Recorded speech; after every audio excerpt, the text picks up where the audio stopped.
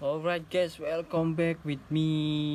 Oke, hari ini saya mau buat special request dari teman-teman yang sering menanyakan di dalam komentar saya itu, Bang, HP-nya sekarang gimana? Oke, mohon maaf sebelumnya saya mau buat yang part pertama itu di 1 bulan pemakaian.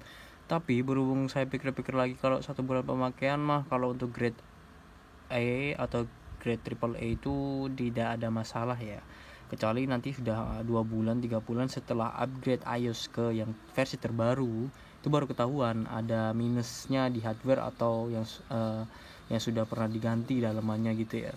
Oke, langsung saja. Ini HP saya yang saya beli di PS Store di Februari kemarin di tanggal 8, dan sampai di tangan saya itu tanggal 19 atau 18 gitu. Jadi selama 2 bulan pemakaian ini ya, ini sudah bulan Maret, April, Mei, 27 April, sebentar lagi sudah Mei. Jadi 2 bulan pemakaian itu saya pakai full operasional 24 jam, jadi first device lah ya buat harian. Untuk 2 bulan ini tidak ada kendala. Setelah saya upgrade dari iOS bawaan dari sana itu, terus saya update ke 15.31 ke versi terbarunya, karena untuk pindah data dari iPhone 7 Plus ke 13 Pro Max yang di iPhone 11 Pro Max yang disandingkan gitu, jadi harus iOS-nya harus sama. Untuk kendala selama ini tidak ada, dan pemakaian bisa dibilang over ya buat gaming, dan dibuat daily use selama 24 jam sampai baterainya kosong itu juga pernah, dan pernah jatuh ulang-ulang kali. Ini sudah saya ganti tempered glass yang kedua kali ya, dan ini masih ada yang pecah di samping karena kemarin jatuh dari motor. HP-nya itu pas saya naik motor jatuh. Nah, untung saja tidak hilang. Jadi untuk hardware saya kira tidak ada masalah dan belum pernah dibongkar. Menurut saya sih gitu, karena kalau dari pengalaman saya yang sudah kalau sudah dapat refurbish atau bekas bongkaran ya, kalau jatuh atau ketendes sedikit aja itu ada hal-hal yang minor gitu. Jadi kayak fleksibelnya lepas, bisa saja layarnya ngeblank, bisa saja soundnya itu mati, kayak speakernya itu mati gitu, ngelemah gitu. Nah, untuk pemakaian saya 2 bulan, kita lihat ini sekarang iOS-nya masih di 15.1 15.31, dan sekarang sudah ada upgradean 15.41. Belum saya upgrade sengaja karena ya nunggu batch selanjutnya aja lah. Tidak terlalu banyak terlalu banyak perubahan. Dan untuk baterai health-nya sendiri, kita lihat baterai health-nya. Nah, bisa dilihat baterai health 86%. Itu artinya dalam 1 bulan pemakaian turun 1% baterai health dengan pemakaian 24 jam nonstop dan di charge sambil ngegame, turunnya 1%. Itu sih masih bawaan Apple ya, masih original bawaan baterainya Apple ya. Bisa dibilang bosok emang. Kalau 1 bulan turun 1%, berarti dalam 1 tahun habis tuh baterainya. Jadi sampai 50% kan udah batas servis sih. 75 50% tuh udah servis lah, udah performanya nurun kalau baterainya itu servis. Jadi menurut saya ya untuk device-nya sih worth it dalam artian memang benar-benar bukan refurbish ya, second user kayaknya ini. Oke.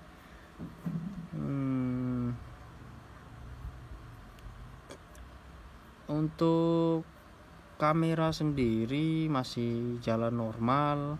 Untuk voice-nya, Face ID-nya masih normal nih kameranya. Ya, oke. Kameranya di sini mode foto ini yang 0,5 atau makronya masih normal, tidak ada flicker di layar atau getar-getar gitu. Ini ya, ini versi zoomnya. Ingat PS Store, HP pejabat harga merakyat yang nunggu capek bos. Ini mode portrait ya, masih untuk blurnya atau autofokusnya itu masih bisa lah, masih bagus untuk autofokus. Nah, jadi untuk teman-teman yang mau tahu bagaimana caranya ngecek gitu gampang ya, tinggal ditutup-tutupin aja nih kameranya satu persatu. Ini kalau yang mode apa ya, yang 0,5 tuh mode zoom tuh. Ini ditutupin, kalau dia nutup semua kayak gini berarti masih normal ya. Nah, kalau yang di bawah ini untuk mode pertama ini ya, dia di atas. Jadi kalau dia nutupin full kayak gini ya, ini berarti masih normal.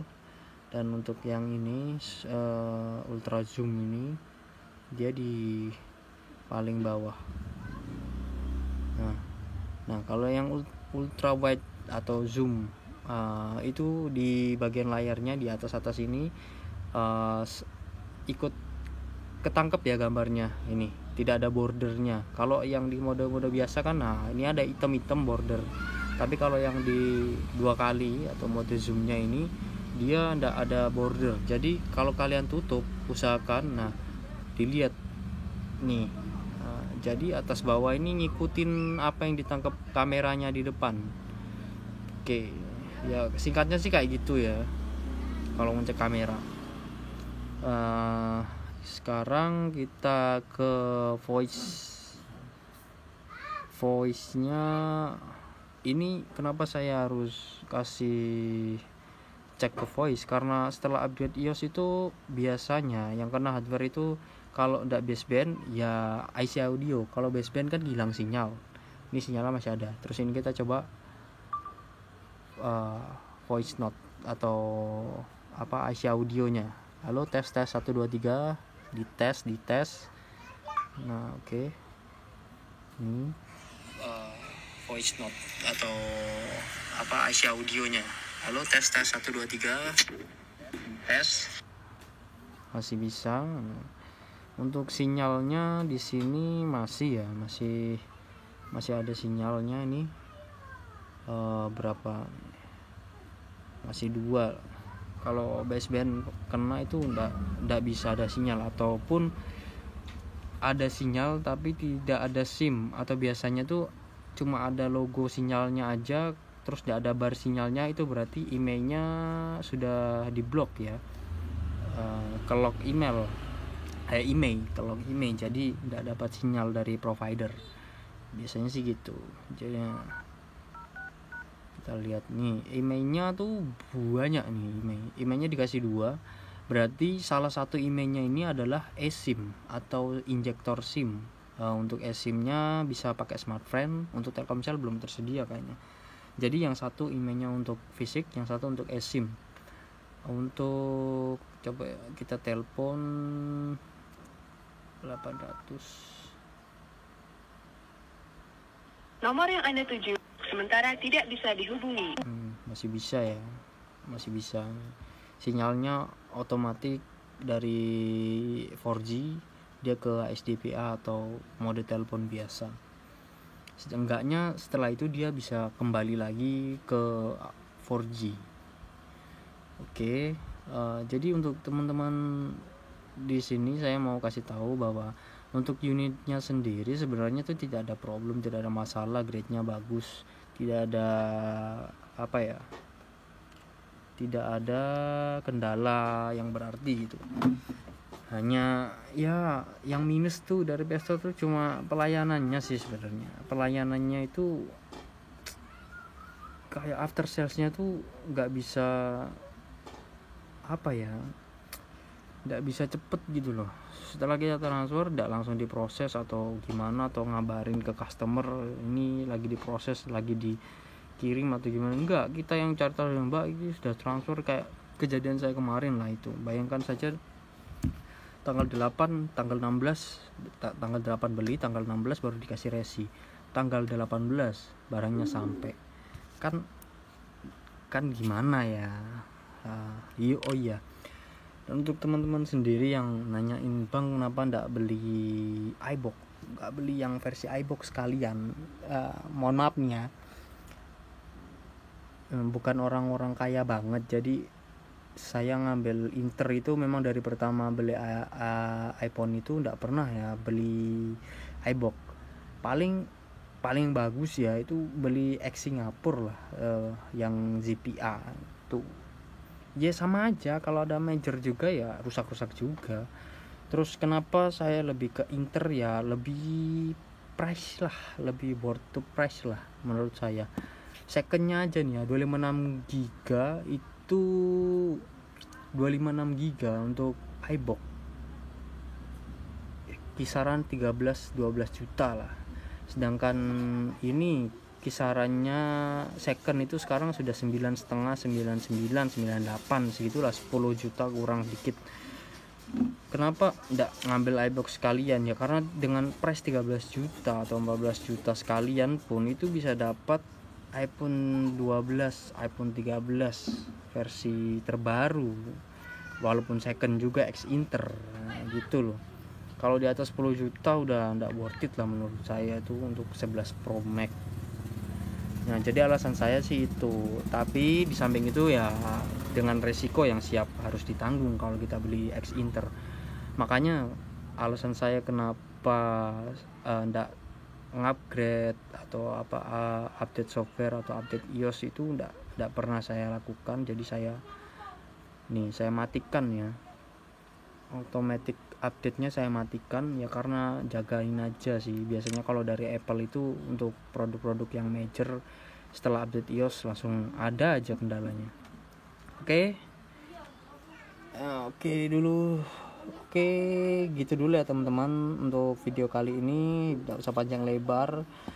Jadi untuk HP-nya masih sehat walafiat, tidak ada kendala apa-apa ya. Kalau buat teman-teman yang ingin beli online silakan via online shop aja, seperti Tokped dan Shopee.